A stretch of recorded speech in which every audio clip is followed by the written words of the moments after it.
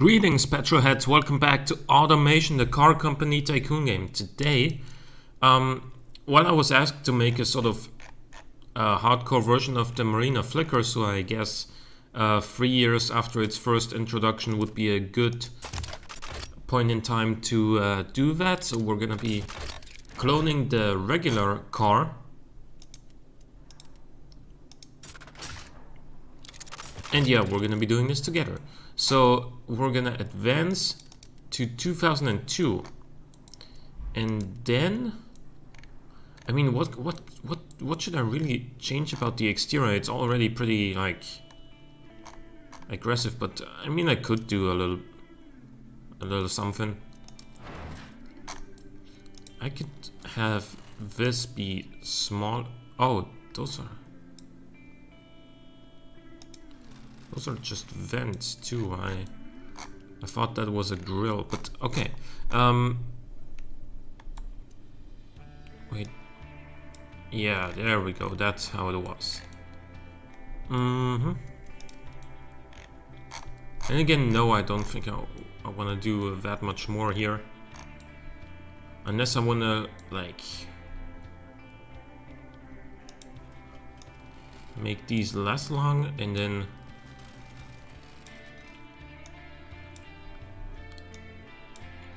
move these more like here, and then put something on there that's like this, which I do, by the way. Of course, you get those from the workshop. I don't exactly know what they're called though. I'm sorry, I can't tell you.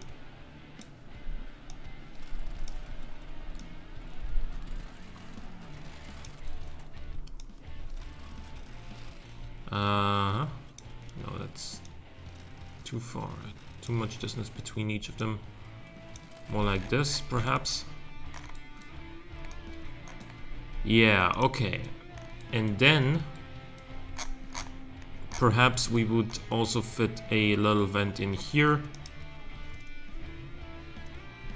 Something, I'm looking for one in particular. Where is it? It's, I think, this one. No, it was the other one. It was this one. Yeah, okay. Put that in there.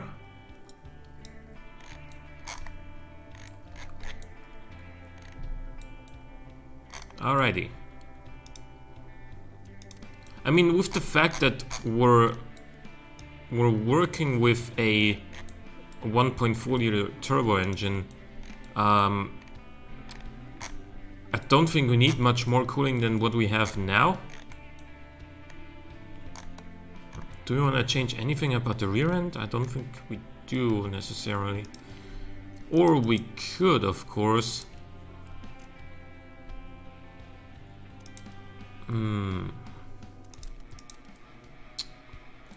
Where is the thing that I'm looking for?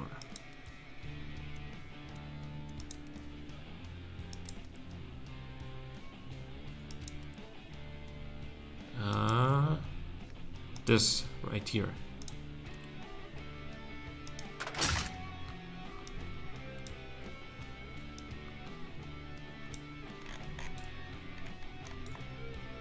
Sure, okay. Right. Enough for that stuff? Or actually, do we want to give this thing even wider tires? It's already got like extremely wide arches, and oh yeah, it can support 315, so I don't think we need to flare in the arches even more. Right, gonna keep it river drive, and now it's time to clone the engine and make a new variant of that. There we go.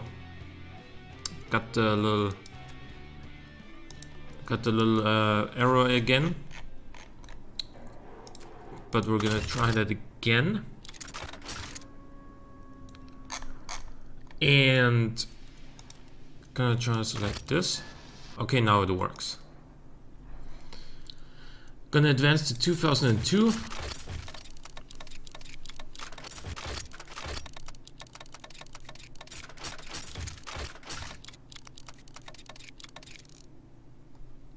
Good. Okay, so we got a lot more boost that we can add. We can... I mean, the cam profile is already pretty damn aggressive. But... we can make it a little bit more aggressive and put this down a little bit. And then... yeah, this is already at 14. I don't want to give it direct injection in 2002. I think that's a little bit too early. We can give it a bigger exhaust. That added 1 horsepower.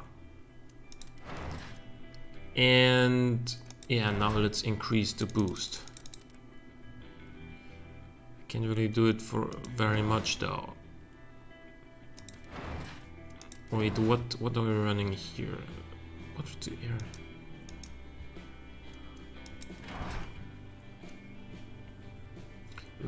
I'm gonna increase the quality on the fuel system a little bit.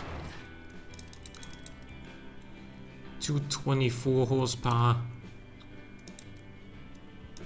225. I want more though. I want more. So what I could do, I mean, of course I could just decrease the compression some more, but you know, economy is gonna be absolutely awful. But then again, it is supposed to be a hardcore version of a sports car, so like, who really cares about economy on a car like that? This doesn't do anything. So I guess we'll have to increase the compressor size. Turbine doesn't help anymore. This doesn't help anymore. We need to increase the boost. 230. This doesn't really help very much with the power gains. There really isn't that much more in it. 237. 240. Can we get 250?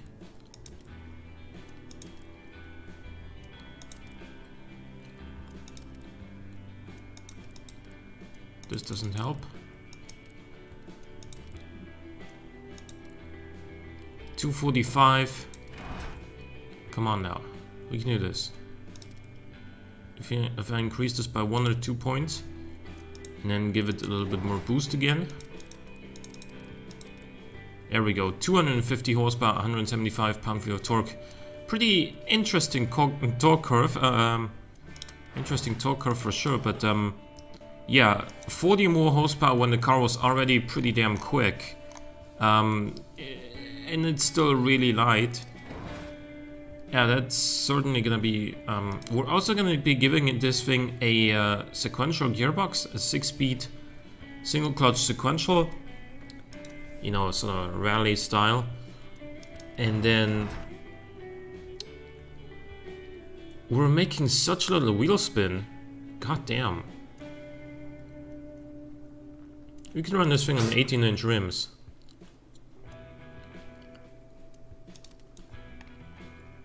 Or even 19s. Sure.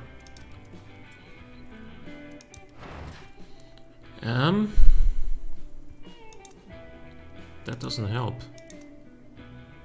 Okay, so 4 up front, 4 up front, 2 in the rear is apparently the best setup you can get.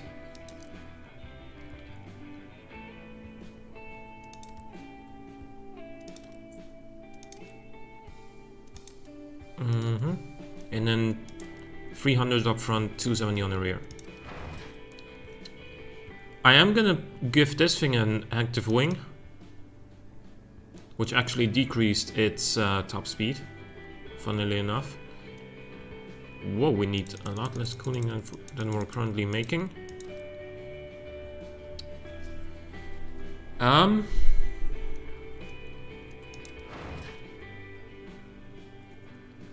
Don't really need entertainment. I'm gonna take off traction control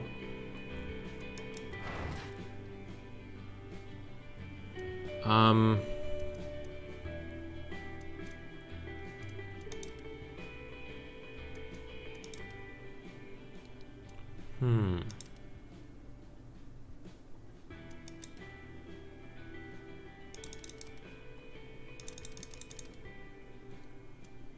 You can probably lower this thing a little bit more.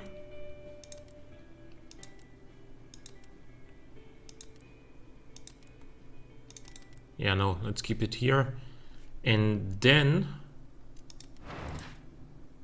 what do we do? 225s front? Yeah, sure. 245s? No, that's too much. But 225s is more than the regular version had, so that's gonna make for sharper turning. For the reasons of less interior, this car is also lighter than the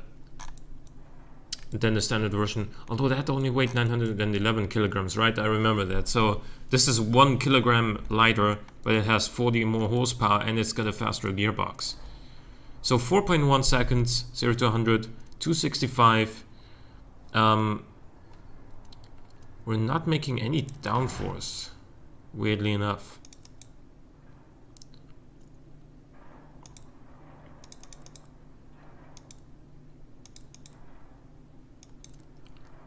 Yeah, we can just do that. And then we should be making rear downforce. Yep, but now we're not making front downforce anymore. Unless we do that, I guess.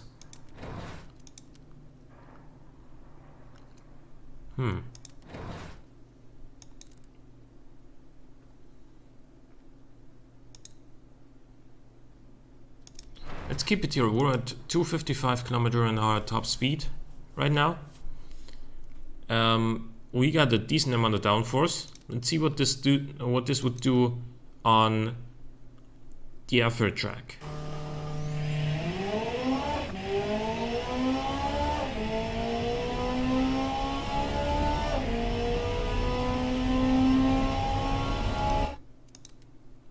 $119.69. I mean, I know that the times here are faster than they should be, but at the same time, let's give this a proper name right now. That's a Flicker R. Sure. That's a great model name for a specific trim, R, and that's it. But let's compare this thing around the effort track. So the R did the 119.69.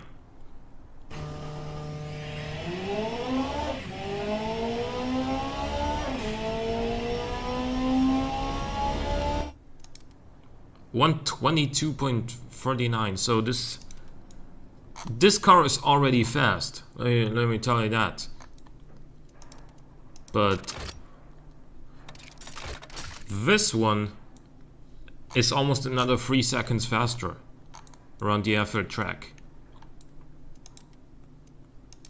So around Laguna Seca, I remember that the regular version did like a 148.9 or something, because it just doesn't have enough power for like the uphill sections.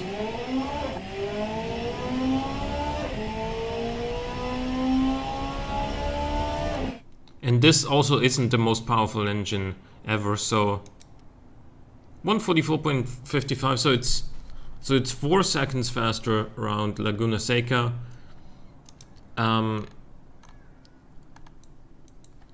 You know, you can probably get more power out of this engine, but I don't know if it would. It would probably like kill the drivability and also just, you know,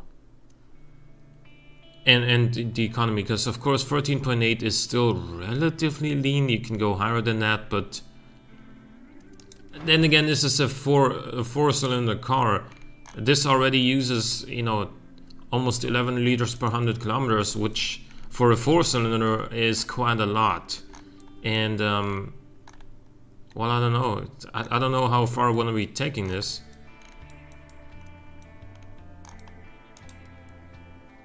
track, light sport premium, light sport track premium. Yeah, that's what we're pretty much looking at as far as markets. Wait, why is this cheaper? Oh, because of less interior. So obviously we would give this thing more markup.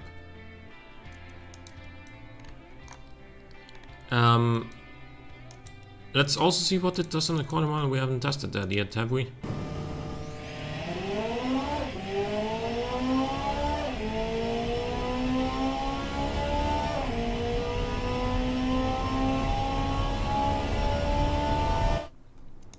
That's a 12.5 or 12.6 if you want to round it up. And that's pretty damn quick.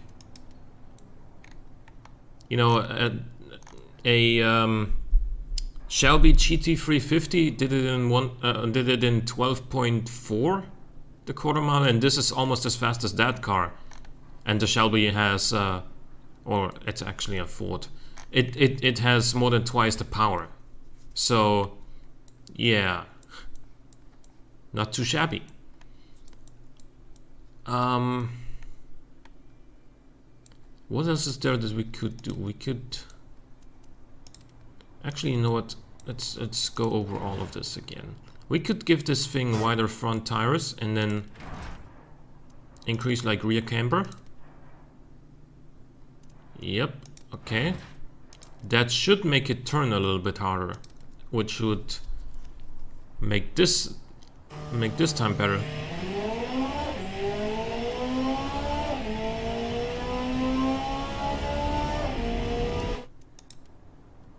Yeah, it shaved off another 1/10.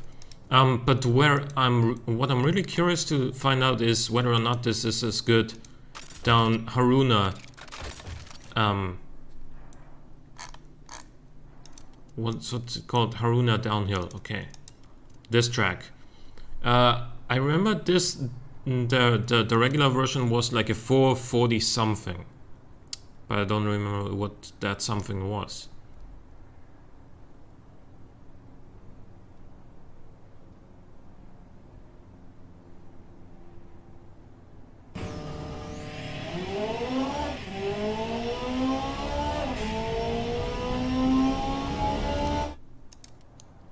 Oh, actually a 439.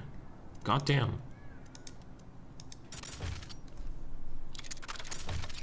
The R should be faster though, but I don't know by how much.